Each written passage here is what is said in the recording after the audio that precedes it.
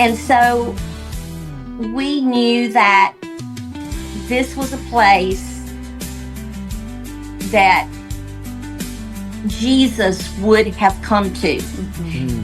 If he was walking on earth today as a man, he would have come here. He would have loved these people. He would have healed these people. And that's why we came.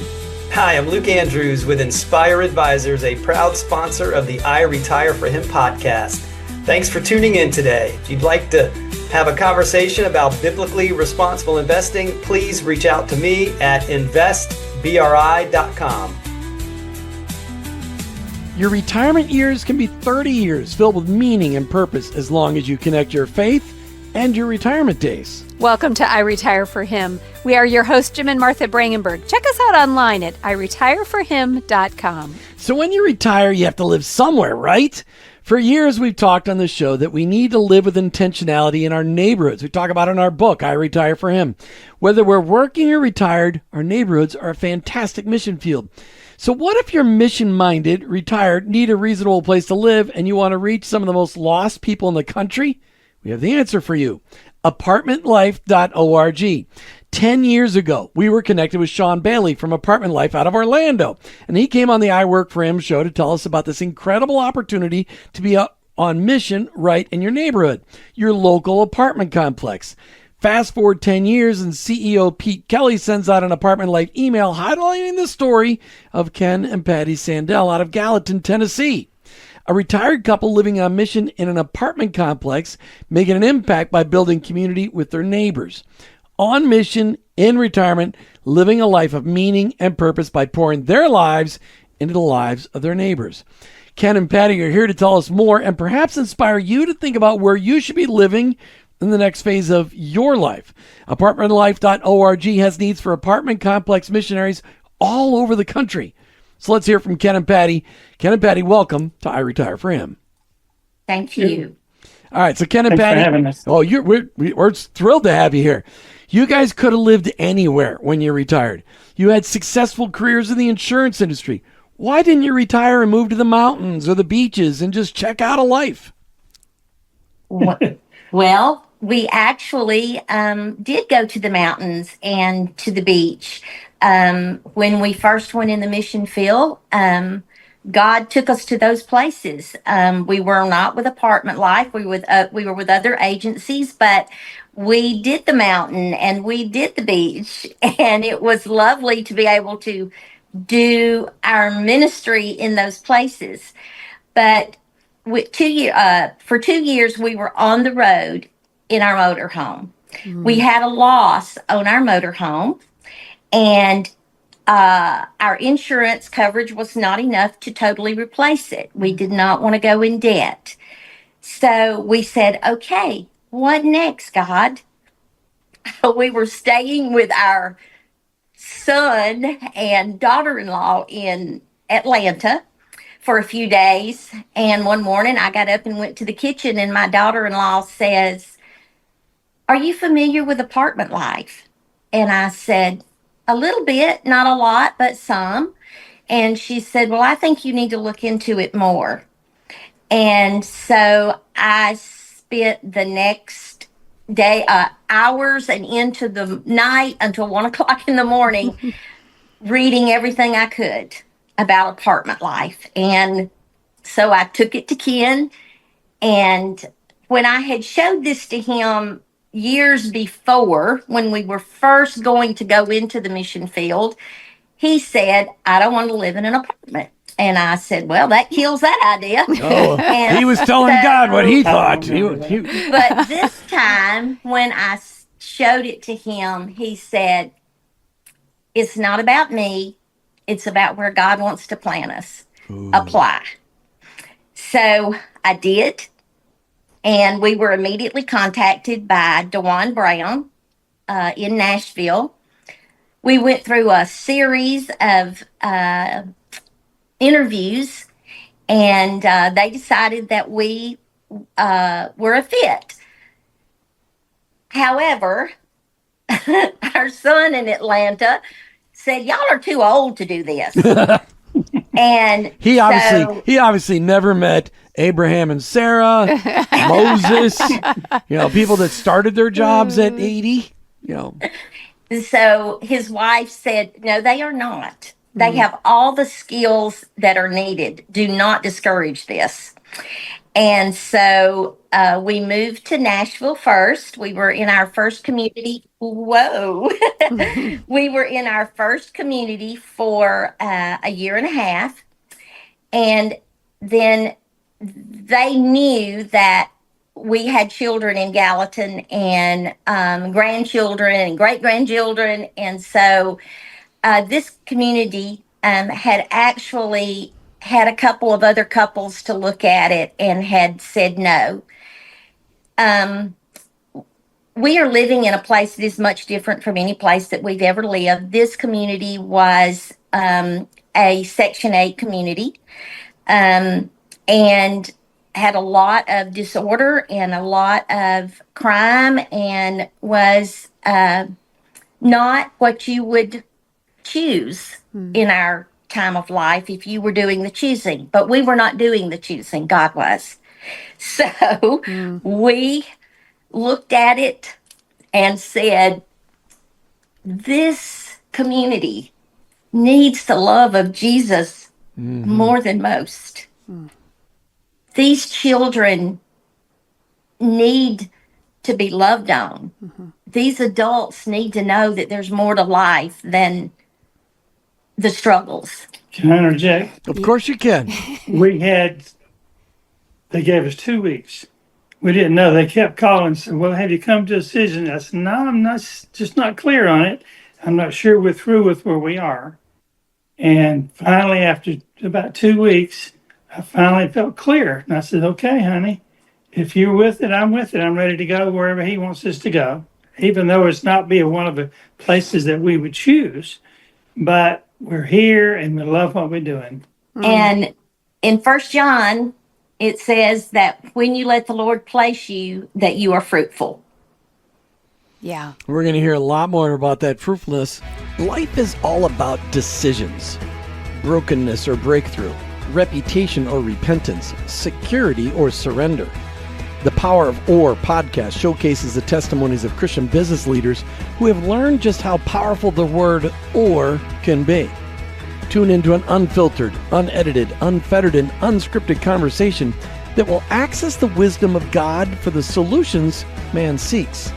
It's just a simple word, but it can change your life.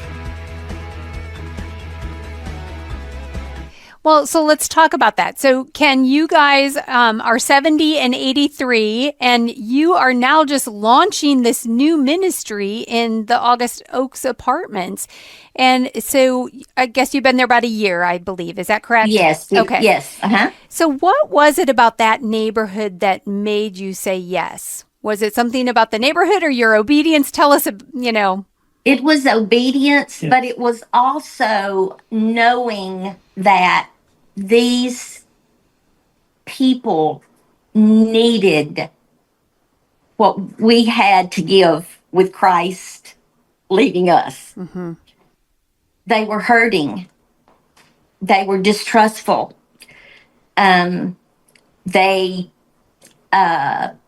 We couldn't hardly even get the children to speak to us at first. They were, it was, and we're the minority here. Number one, being seniors, we're the minority. Being Caucasian, we're the minority. And so we knew that this was a place that Jesus would have come to. Sure.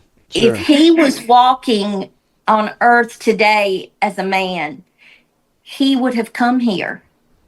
He would have loved these people. He would have healed these people. And that's why we came. Well, and he is walking on this earth as a man inside Ken through the Holy Spirit. And so that's fantastic. We're going to take a break here just to hear from one of our sponsors. We don't have to be tech geniuses to protect ourselves from the enemy that's lurking around looking for retired people to devour. That's right. The enemy knows that seniors are more likely to click on those pretty buttons on websites and emails that may take them down a dangerous hole, leading to a virus, a scam, or other nonsense. I know this because I'm a 92-year-old mother, and I'm constantly saying, Mom, please don't click on that. SaferNet is a simple application that we use at iRetire for Him to protect us from the unwanted evils that are trying to take advantage of you. Their virus protection web filters are designed to protect you so you don't have to worry about the technology.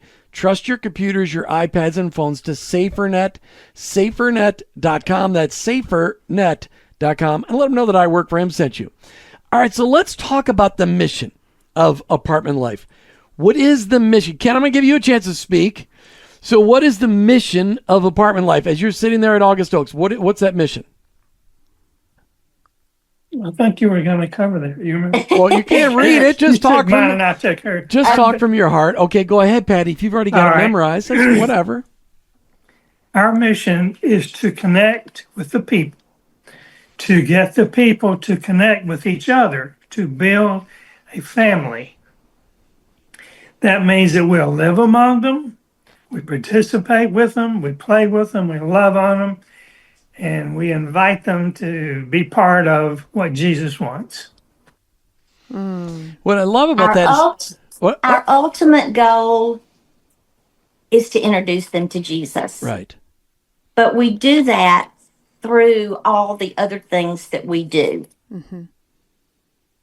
So By I remember building relationships with them. if I remember correctly from our interviews over the years with Apartment Life people, is that the unreached people in apartment complexes, people not even going to church in apartment, it's like somewhere around 80 or 90% of the people living in the apartment complex aren't going to church. That's true. Okay. So that's a huge mission field. It's a huge mission field. So you guys plopped right down, and people say, well, you got to go overseas to go to mission field. No, plenty of places right here, and you jumped into an apartment complex. Yeah, so I want to hear, what does that look like? So for the listener who is listening to this and watching you guys right now and leaning in and saying, okay, they're in their apartment right now. This is a place where they're living on purpose. And what does it look like to interact with your neighbors and to love on them? The things you were just describing. Well, just yesterday we were out in the backyard and it was a beautiful day, finally. Yeah. Well, the kids were out playing in the back. So they were throwing the football and they were riding their bikes. And so we went out there and we started playing with them. I mean, Patty started talking to the women. I started talking to the men and to the kids. And then all of a sudden, the kids and I were playing and I got some more games out. That's how. And, they turned around and loved on us. Yeah. Wanted hugs before we went in. And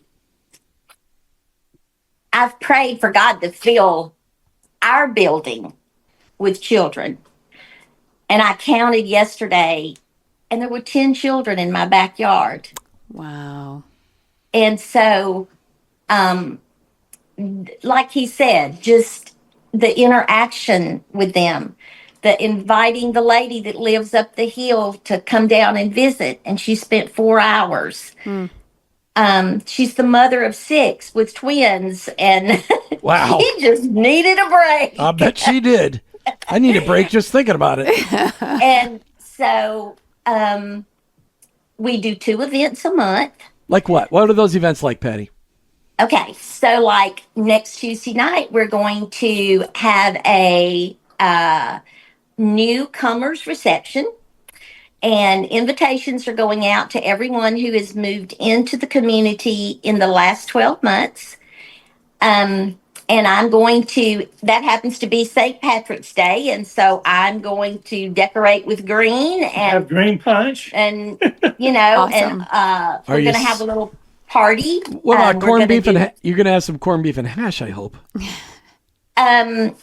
Probably not. Probably not. It's not a dinner. It's but- just a- Oh, okay. We're going to play games, Oh. and we're going to ask each head of household or whoever shows up to introduce their family and tell us something about them, how they came to live here, and hope that by doing this, that the people don't just connect with us, they connect with each other. Right.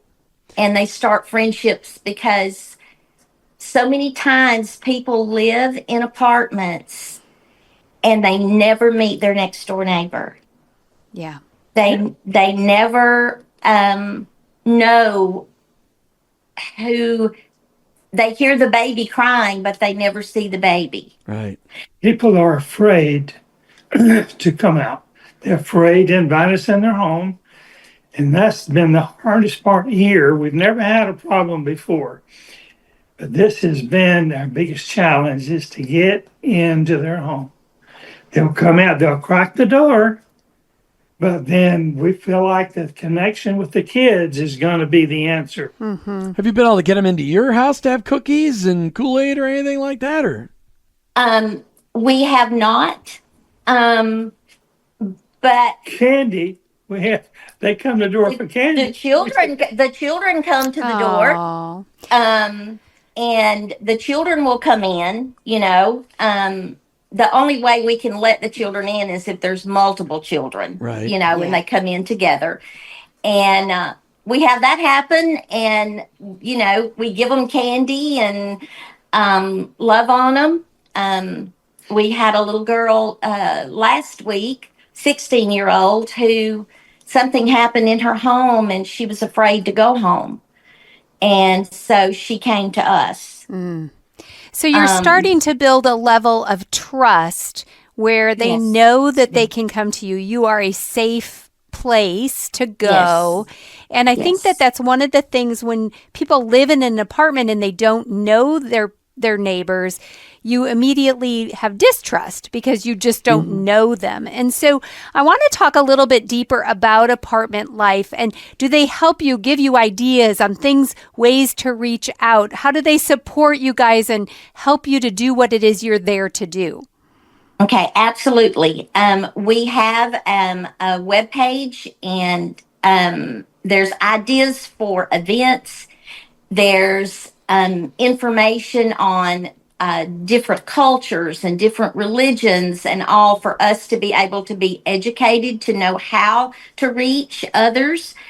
They give us technical support, and we have a program director that if we need anything, he's there. You know, he sends encouraging emails once a month, and so yes, there is a support system and a training system, and but now I will say this: being a missionary can sometimes be lonely.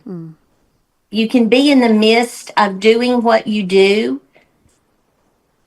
and yet you feel like you're the one that needs the connection, even though you're working to connect people. Yeah. And you're doing it, but it still can be a lonely place. And so you have to build relationships with other people who know and understand what you do, so that Right. when you hit those periods, you have somewhere to reach out to. Well, thank you for being vulnerable about that, because it's important for people to understand the reality. You know, it sounds like we're playing and giving doing games and candy and all of that, but there is challenges that comes with it. I'd like to go back to something that you said earlier that we didn't really dwell on, and I think it's important for our listeners to hear. You guys decided to be missionaries. Yet you Yes. decided to be missionaries in a different way than most people would think. Can you just real briefly walk us through that? Because I think this is pivotal in the conversation, because you're living in intention, you're still in America, you're in somewhat of a culture that you know. I mean, you're learning things and all of that. But what was it that you guys experienced or decided that said, after we're done earning a paycheck or whatever that pivotal moment was, we want to live on purpose this way? How did that happen? Yeah. Well, we have been on numerous overseas mission trips in our marriage life, and it's expensive, and so it's in my blood. And matter of fact, when we met, first thing I asked her, I said, what would happen if God would call your husband to the mission field? What would you say? And she said, Well, if he called my husband to the mission field, he would call me too. that's good answer. It's a great Well, answer. Yeah. But I will say this too. My mom pulled out something that I wrote when I was 10 years old, that when I grew up, I was going to be a missionary. So God planted that in me from a very young age. Yeah. Well, what's really cool about apartment life is that there's a need for 100,000 couples like you. That this mission field is really, you're just learning to live with intention in an apartment complex where we all need to live with intentionality no matter what our neighborhood looks like, whether it's an apartment complex, a mobile home park, a Florida mobile home park or a Tennessee mobile home park. There's or an HOA or an HOA. suburban. I don't know if you can live intentionality in an HOA. It's Yes, just there's too. we It's like did. purgatory on earth. Honey, we did. But I mean, it could a neighborhood of homes or whatever it may be, or townhomes, whatever it could be. What's really cool is that the apartment complexes that sign up with Apartment Life, they know that if you build community. So I'm talking to the business owners that are listening today, or people that have friends that are business owners that own apartment complexes. When you bring in an Apartment Life couple, it increases your retention of your people. It through creation of community, and that retention then makes you more profitable. At the same time, the people that are living there feel more safe, and they are happier, and they love living there because they've made connections. And respect the property. And they respect the property. You have less turnover, you have less damage, and it's a win-win for everybody involved. And that's why we want to bring it up on I Retire For Him, because not everybody, this is a way to live reasonably and have purpose and meaning into every moment of the day. Obviously, you mentioned when we're getting set up that you had a recliner. So obviously some part of the day is taking a nap in the recliner, I'm sure. But when the kids are at school and when the kids are, when it's a rainy day, maybe they're not out back playing. Talk to me about the ice storm this year. You guys had a wicked ice storm in Nashville this year. Did it get up to Gallatin too or not? oh, yes. Okay, so those Yes. are often days when you're locked in by ice or snow where the community comes together because everybody's trapped. And I saw pictures from other friends in northern suburbs of Nashville. And yeah, you guys had a lot of ice. You could ice skate on the roads. How did that ice storm help you break down some bridges? How about build bridges, break down walls? That's what I meant to say. Well, number one, I walk my dog. He's not potty trained in the house. So we walk and they see us visibly and they speak to us and they want to pet the dog. He's a little missionary dog. He's a 6-pound mixed breed, long-haired Chihuahua and Pomeranian. And he loves on the kids. The kids love on him. That's an opening. That's like a common ground thing. And I'm visible. Patty and I are visible. We walk a lot. And that's one of the things that, even during the ice, I tried walking on it. It wasn't too fun. Okay, so They were- another thing that we did is we took food to neighbors, and we had something happen that really surprised us. We took food to a neighbor, and a few hours later, there was a knock at our door, and it was the daughter, and she had a bowl of pineapple soup, which is It was a Spanish it's a dish. Spanish dish. And she said that her mama said that we had given a gift to them and they wanted to give a gift back for us. Very cool. And so we have a couple that we had to be there for them when they needed it most. The wife, her 21-year-old son was murdered in front of her. Oh, dear. And She was a little bit cross with the church. She, mad at God right now. So we're trying to bridge that. but she went with us to church on Christmas Eve, Nice. which was a huge breakthrough. But I had to be there for her when she needed to cry and say, why did God let this happen to us? Yeah. Why did God take my son? And so it's not all just events and playing and parties and being the smiling face always. No, it's meeting the people where they are in their need, whatever that is. Yeah, If it's a new mama with a baby that needs food, or it's somebody who's been in the hospital, or one of our neighbors' dog that they had had for years died, and we sent a sympathy card Yeah. because dogs become a part of your family. Yeah. So really, And they were hurting. You're pastoring your community. You're ministering in your community. You are full on missionaries, and we want everybody to know about apartment life. I don't know we've ever done a show on I Retire From about apartment life. We want to have everybody hear from the two of you right now, for everybody listening, why they should consider the mission of apartment life in their local community in an apartment complex near them. So Ken, you first. Why should they do it? Well, number one, I would recommend that they live among the people and not just be a daytime party. Some of the people do that long distance. They do it and not live among the people. And I think that is one thing they're missing, because it's hard to connect, excuse me, if you're not face to face with these people on a daily basis. Right. And I would challenge them, because we're enjoying this. I mean, I don't want people to treat me like I'm that old. I don't tell people unless she tells them, she gets a kick out of it. But I don't tell them because that I don't want them treating me that old.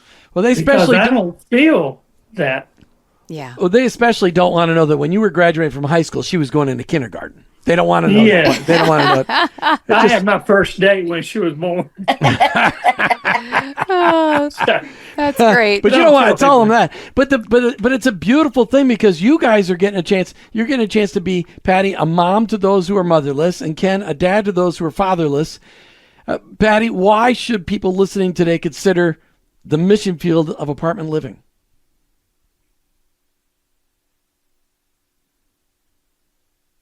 If you want purpose, if you want to be the hands and feet of Jesus, if you want to understand life in a totally different way, to know the heart of God and see the heart of God as He nudges you into those places where you normally would not choose to go.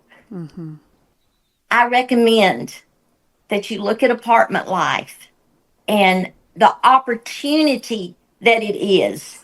We are blessed beyond measure to be missionaries with apartment life.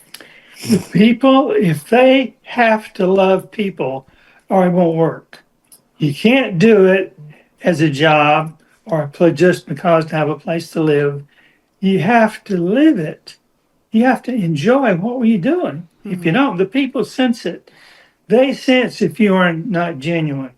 Kids, you can't fool the kids. No, for sure not. No. So They just tell inspiring. it like it is. Yeah. They do. They do. Ken and Patti Yeah. Sandel, thank you so much for sharing your apartment life story. Thanks for being transparent with us. Thanks for being on the mission field in the quote unquote retirement years, because you're full-time working on, you're in full-time ministry during your retirement years. That's Thank right. you so much for being here on I Retire For Him today. Thank you God for bless you. having Thanks us. for having us. You've been listening to I Retire For Him. I want to make sure I say apartmentlife.org. Apartmentlife.org. We'll put it in Check the out. show We will notes. put it in the show notes. You've been listening to I Retire For Him with your host, Jim and Martha Brangenberg. In this retirement phase of life, we all want our lives to be full of meaning and purpose, so we can say, I retire for him. Thank you so much for spending this time with us today on the I Retire For Him podcast. If you're looking for ways to live out your retirement with real purpose, we'd love for you to visit iretireforhim.com. There you'll find resources designed just for you, and you can become part of the I Retire for Him Nation, a community of folks just like you who believe retirement is the beginning of something meaningful, not the end. While you're at it, come find us on Facebook and give us a follow. We'd love to stay connected with you there. And if you enjoyed what you heard today, please subscribe and give this episode a like. It helps us reach more retirees like you. So remember, head on over to iretireforhim.com and discover how you can bring new meaning to this season of life.